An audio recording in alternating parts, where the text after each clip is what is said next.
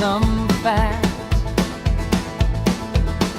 Mix it, knead it, let rest or rise. Form that bread.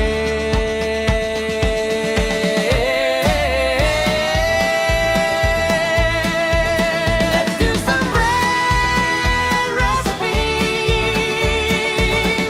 Bread recipe cry.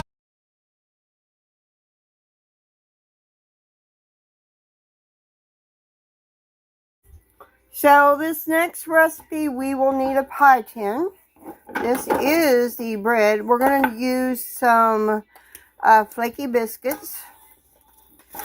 Get them out of here. We're going to arrange them in our pan.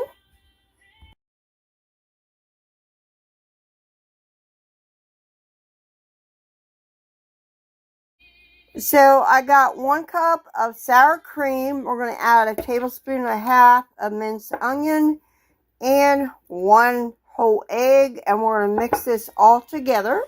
So the next thing we need to do, our sour cream mixture, we're going to pour it over our biscuits.